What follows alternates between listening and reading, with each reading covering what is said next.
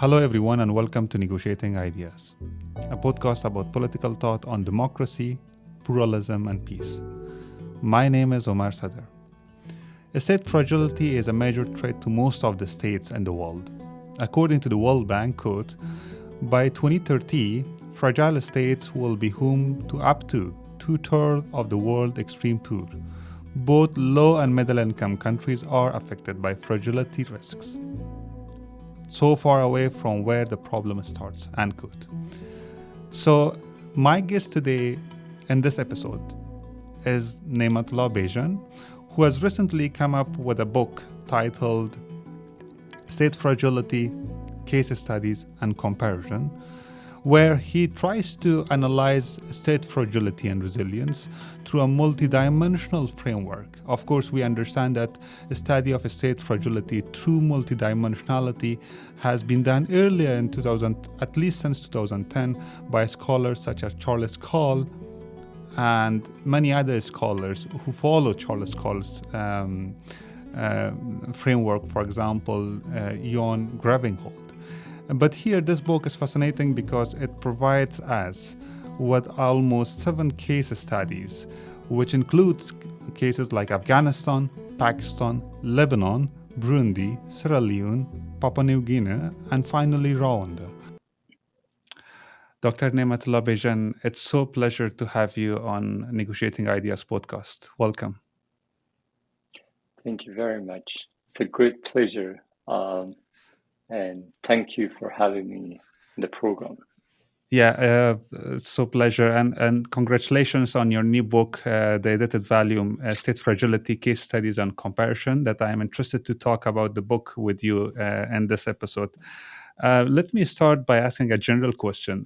Tell us about the book, and particularly if I ask, what is a new contribution? I mean, the concept of state fragility is a kind of steep, as observe a kind of a steep maturation process. It has been almost 3 decades so far that the scholars in comparative politics and state building, peace building, are studying state fragility. So what is value addition in terms of literature in this book?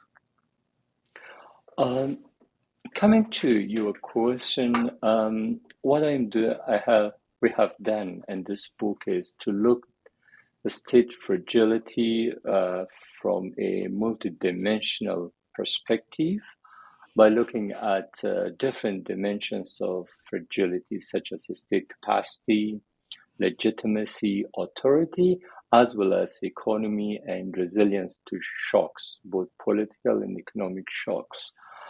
So coming to the very question of how do we define a state fragility, we define a state fragility as a situation where the state suffers from deficiencies in capacity, legitimacy, authority, as well as weak economy and low resilience to shocks. What's different in this book in comparison to some other works that the emphasis is made on context and diversity. In particular, at the conclusion of the book, which is the last chapter, is a brief chapter which brings together some lessons learned about state fragility in the 21st century.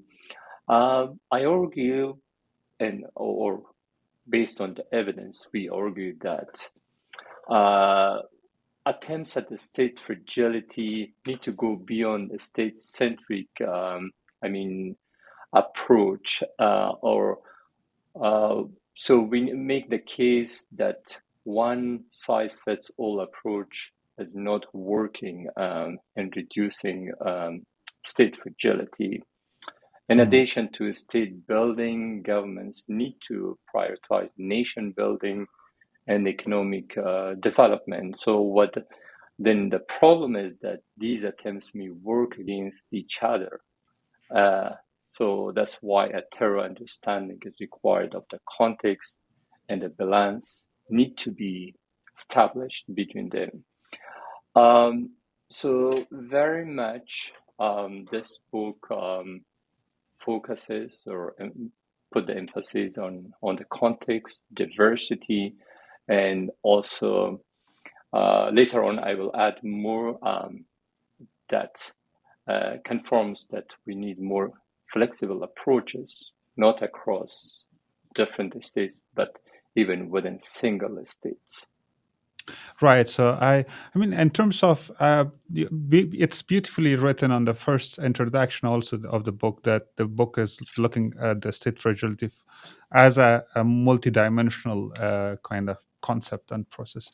But this issue of multidimensionality of state fragility was also, I mean, earlier scholars like Charles Cole Yeah. or Jörg Gravinghold, uh, they have been doing this kind of analysis, but through a kind of quantitative analysis, wherein they try to correct the earlier literature. For example, Rothberg had a one-dimensional study of state fragility. Then they brought these three concepts of legitimacy, authority, and capacity. But also, it seems that your book has two more concepts to that: resilience and economic kind of dimension. So, to what extent your work is different from Charles Cole and Jorn Gravinghold in terms of multidimensionality of fragility?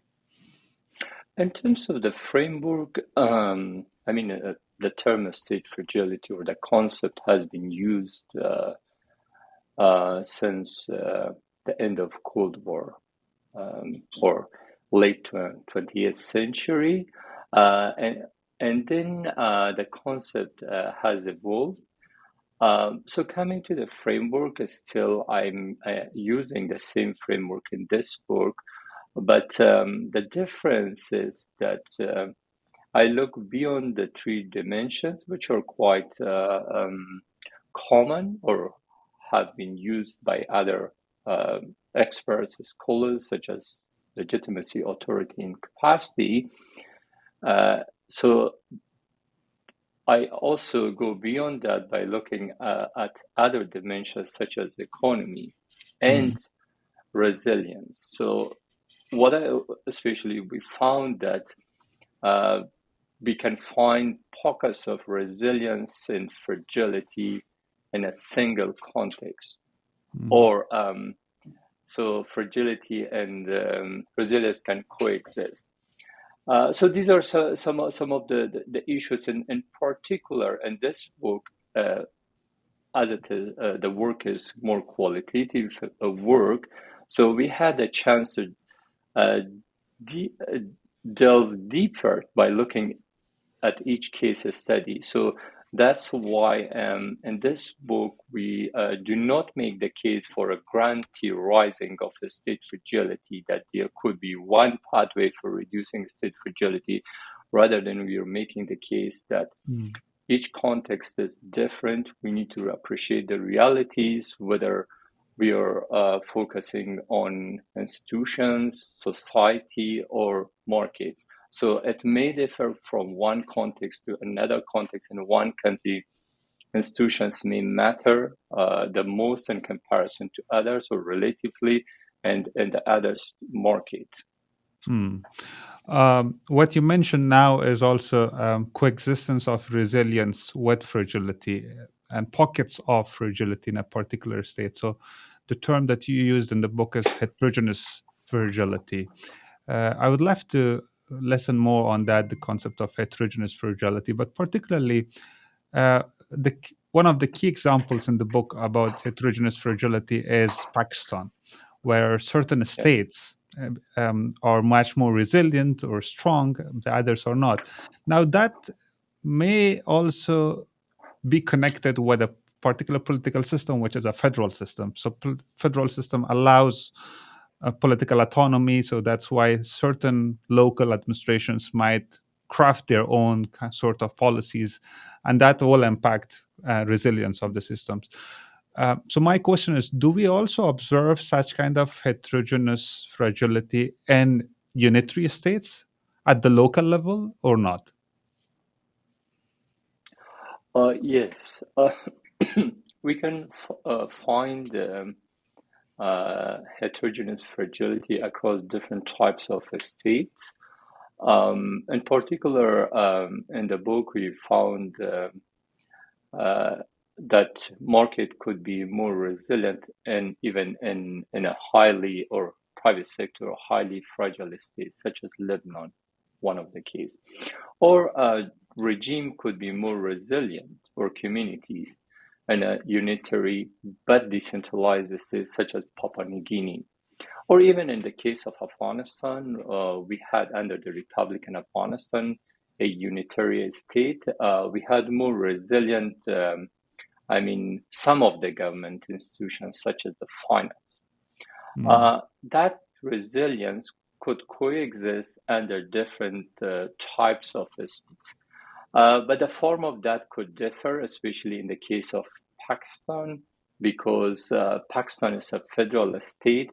The resilience is across different provinces, and in Lebanon across different sectors, such as private sector, or in Afghanistan across different formal institutions, or then across communities. It could differ from one context to another context, but we cannot make the case that it can happen only in a particular form of political structure. Right. So another example that I remember from Fukuyama's State Building, the book, he gives example of, I think, Latin America comparing to Egypt, wherein Egypt in certain sectors, security sector, state is much more efficient.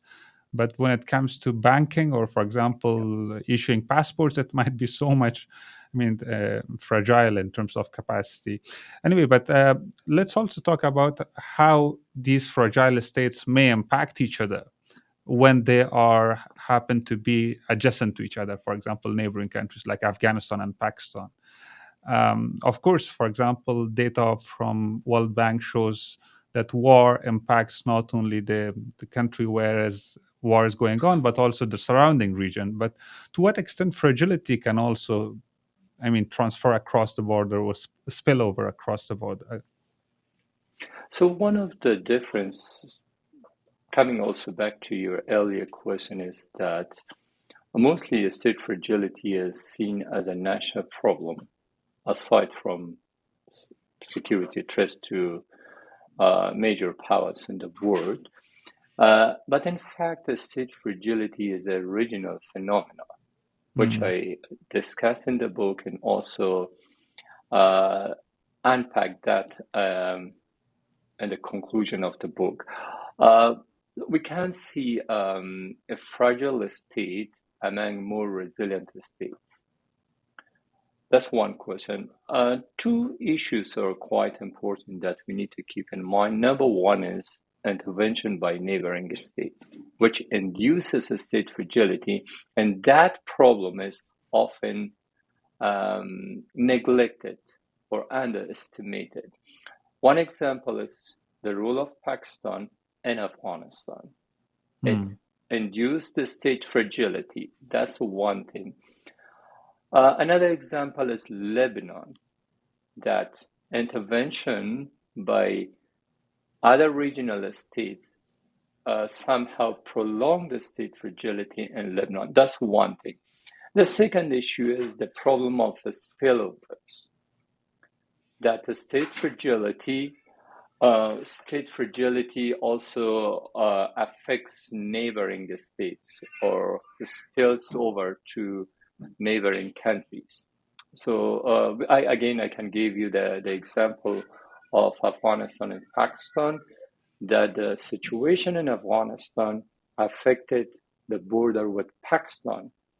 So while Pakistan induced state fragility in Afghanistan, by and large, also the situation in Afghanistan reciprocated by affecting some parts of Pakistan. Especially, we can see that some of the provinces of Pakistan are quite fragile, but some others, such as Karachi, is relatively more resilient.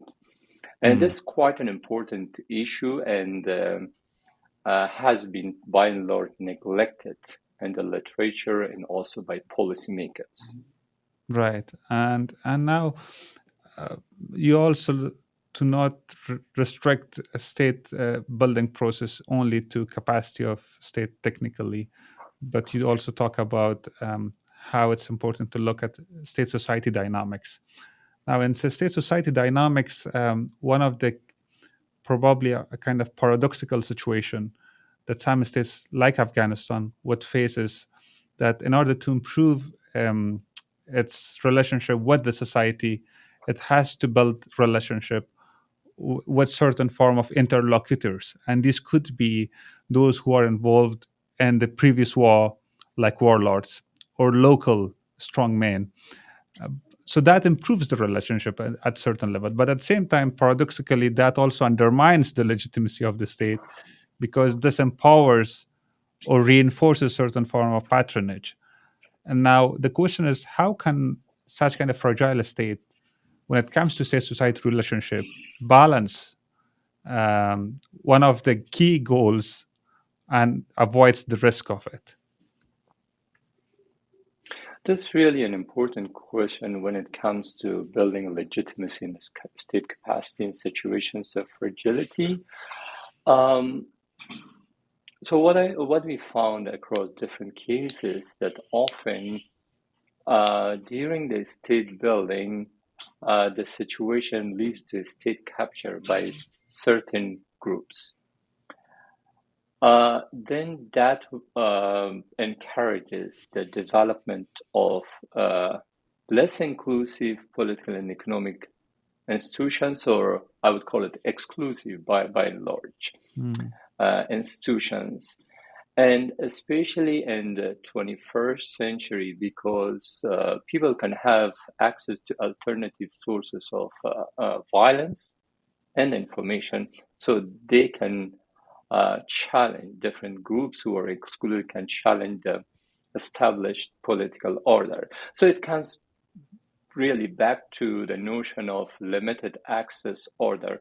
While in this book, we found that in many of the cases we have studied, they had democratic systems in place, or at least the de facto arrangement was to have inclusive economic and political institutions. But the reality was that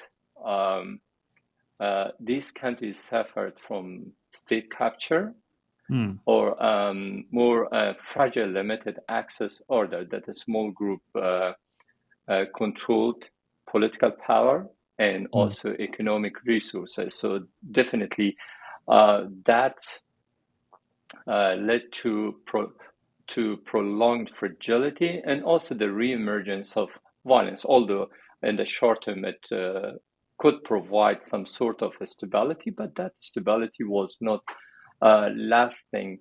So coming in particular to situations where we have weak institutions, or there is weak statehood, and we have a strong actor, so a strongman. So we have seen or found such cases in African, countries, some of the African countries included in our case studies, such as Rwanda, Burundi, Sierra Leone, and also we found that in the cases such as Afghanistan and Papua New Guinea. So that's quite challenging for the process of state building and also nation building. And another major problem in the process of addressing state fragility or in the process of state building is overemphasis on building formal institutions and having an expectation that those institutions will fix all the problems, and neglecting the need for nation building projects or nation building imperative. So that was another issue. So especially coming, which is quite important, if institutions to be lasting and to provide the stability, so they should be seen legitimate. So then that's why the notion of a state building becomes quite important. People can see themselves, they can be represented, and also they can be included so that they can own those institutions and provide support in the long term and accept those institutions as legitimate. Right. So, yeah, limited access order institutions are problematic in certain cases, but at the same time, in countries wherein democratizations happen at the onset of a war or a midst war, that could also be problematic in certain cases and may reinforce the state fragility instead of, for example, addressing it. This also has been studied thoroughly in the literature. But what were the cases, if you have come across in the cases that are in the book, wherein you have observed that democratization has, intensified fragility instead of addressing it? So a number of cases. One is Afghanistan. So I would be cautious to say that democratization prolonged fragility, but rather than a particular form of political arrangement led to a situation that prolonged the state fragility and to collapse of the political order was so neglecting the basic principles of having inclusive institutions, political and economic institutions, and also the form of political arrangement which led to a state capture rather than bringing different actors together for a fair go or fair play in a political system. So the cases, I can give you the example. One is Afghanistan, and then another example is Lebanon, and many of these cases represent a situation that political, power was controlled by a small or a group of people. But also, surprisingly, we found that after 1994 genocide in Rwanda, the country was able to build on lessons learned from the genocide era in Rwanda. And then it was the government, the governments were able to overcome some of the challenges that the country faced, such as poverty or challenges of economic development. So what happened in Rwanda after the genocide? The political, leadership focused on using the state capacity to deliver services and also improve the security situation. And in return, that improved situation bolstered the legitimacy of the government, although the government in Rwanda is somehow defined as an authoritarian regime. Now coming to the question of legitimacy is that it's not only to have elections, but also it's important how political system is organized and how state society interact with each other. For example, in some other countries, such as Sierra Leone, improved service delivery did not much help to improve the legitimacy of the governments. Why was that? Because identity politics or identity polity was quite strong in Rwanda. It was, not in Rwanda, in Sierra Leone. It was important who you were rather than what you were doing. So similar issue in other contexts, but coming then to a transition was the most important and challenging question is how one could balance the question of transition, because we cannot neglect the realities of such as identity politics or weaker statehood, because definitely the tension arises. On the one hand, you need to deliver services. On the other hand, we need to build a state capacity and then improve the legitimacy. But if a thorough balance is not established, then one can undermine the other aspect of a statehood or state legitimacy. Yeah, this will also create kind of dilemma for the aid community or those who are supporting state building or democracy support projects.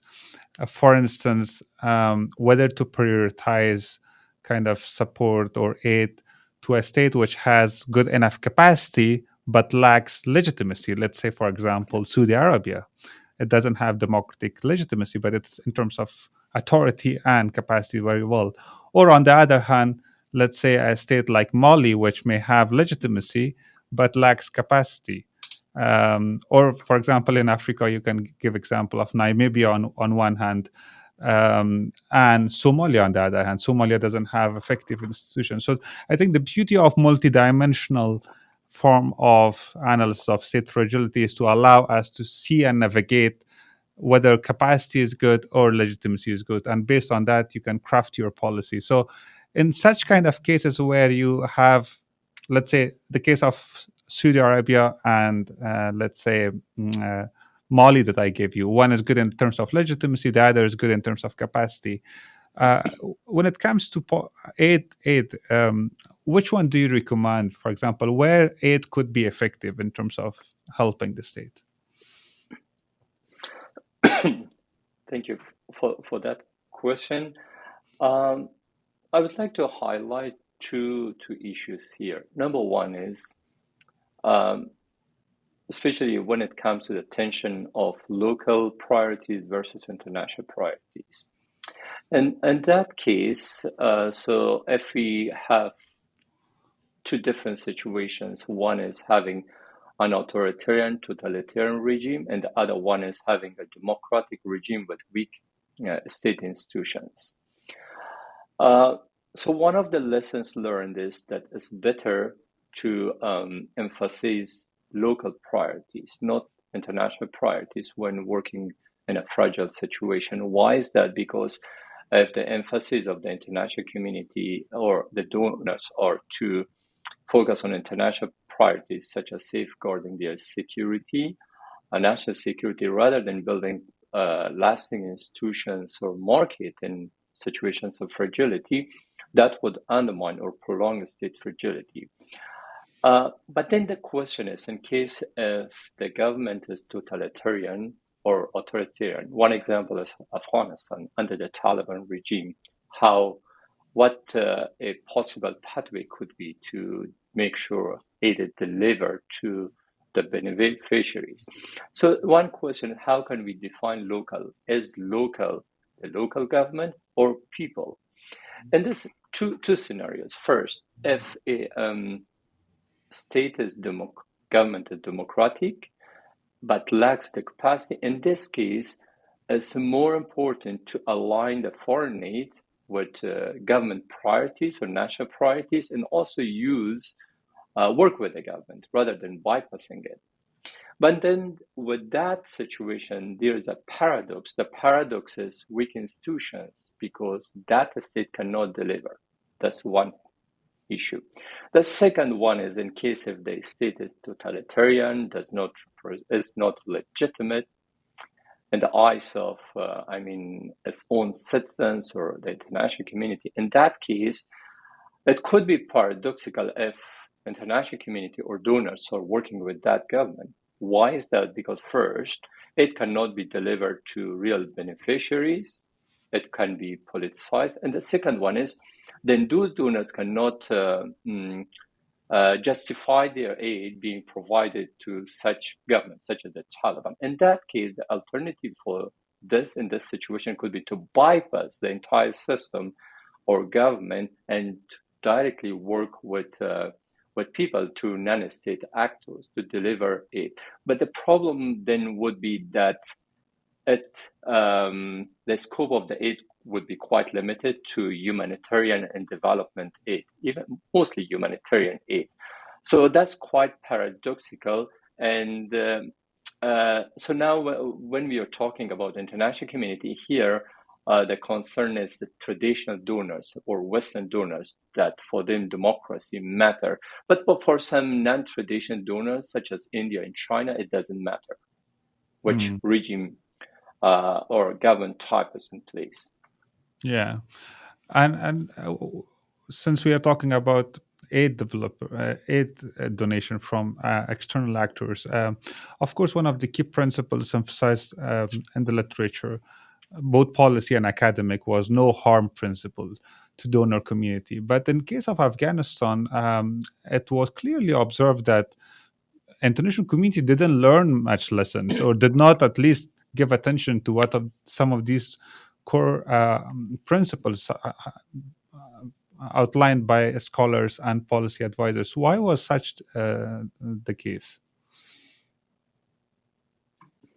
On that question, there was two problems in the case of Afghanistan. Number one was, or the first one was, the imperative of security in Afghanistan. So state building was subverted by war on terror, or the US priorities. And there was urgent need to deliver. There was a situation after 2001 in Afghanistan. There was high demand for service delivery.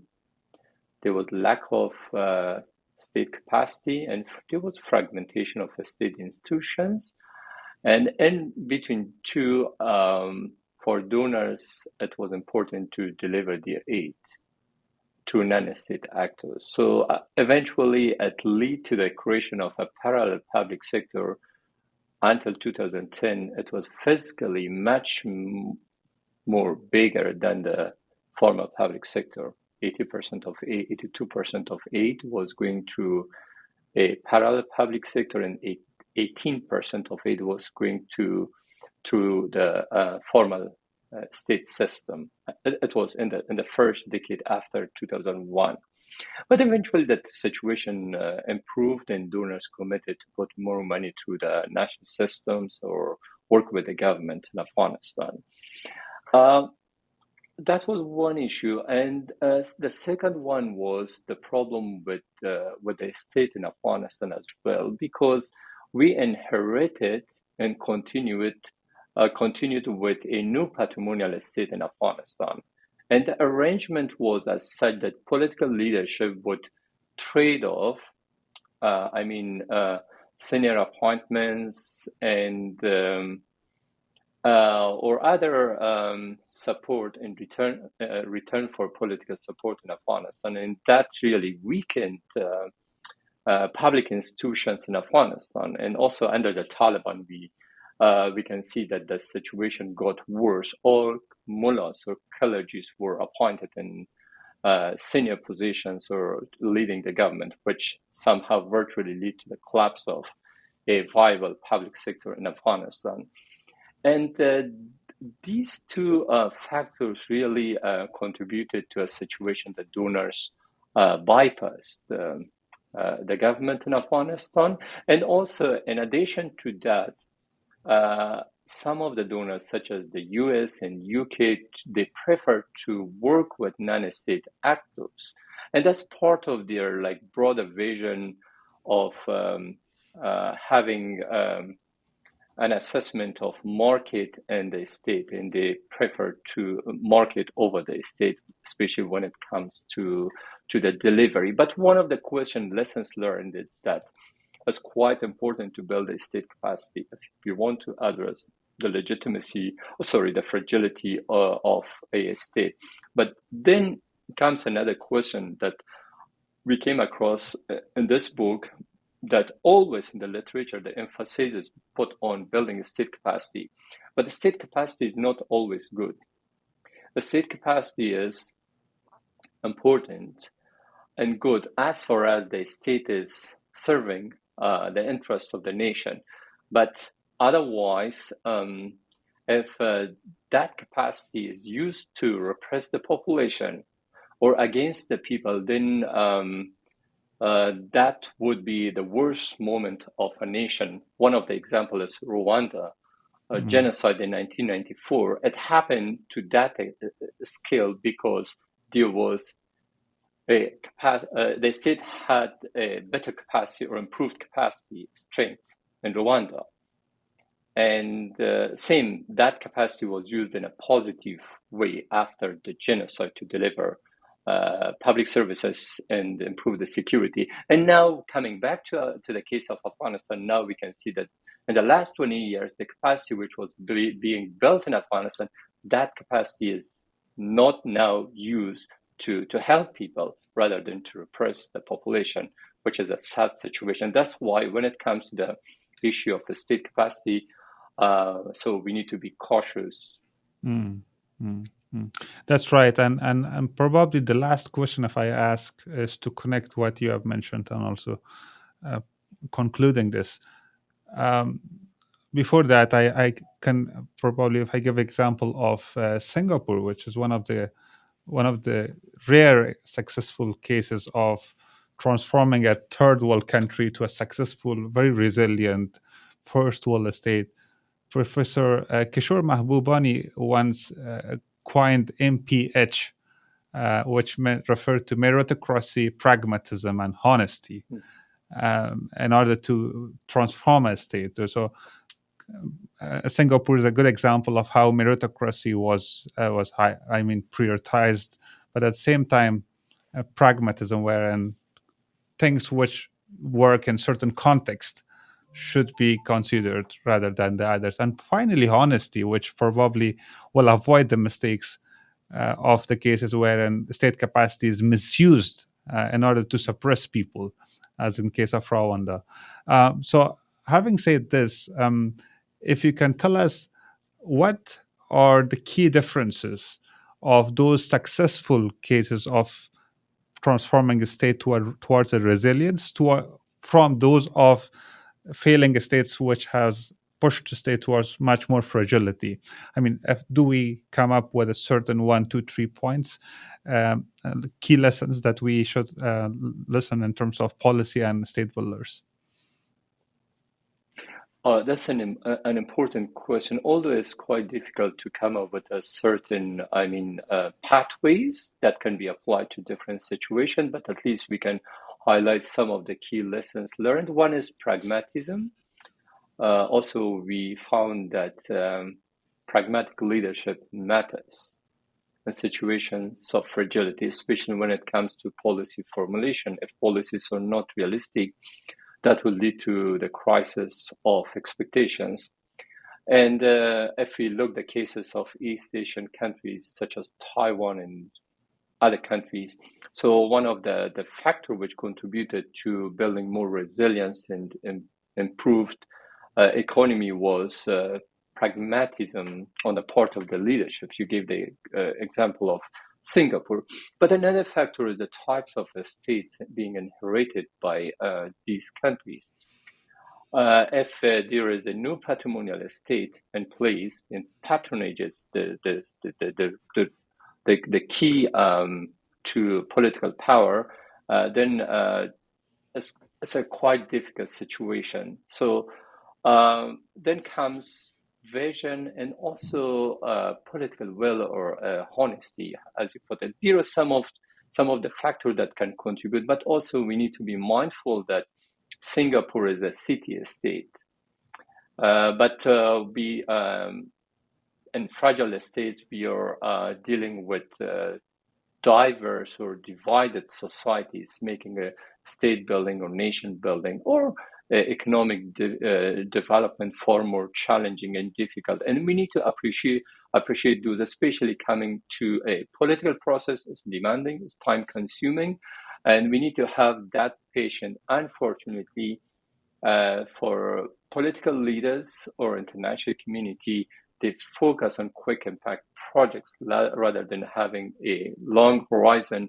about how to build more resilience in these societies. So with that, I would like to conclude that a number of issues are quite important, especially if we need to look at beyond the institutional approach or state building, also focus on nation building. And one of the elements is whether there is an alignment between formal institutions and the societal, underlying realities or, let's say, structures. Are they compatible? And then comes to the economy or economic development. So We need to find a turbulence across them, and also prioritize how can we transition from a situation which is more fragile to a less fragile. So the first thing for nations is how to survive fragility to transition to a more resilient situation. Thank you so much, Dr. Nematullah Bizhan, for your time and availability. I enjoyed really this talk, and I will recommend the audience to read this beautiful book, State Fragility, Case Studies and Comparison, which is part of Routledge series of Global Order Studies. Thank you so much. Thank you so much. It has been a pleasure talking to you.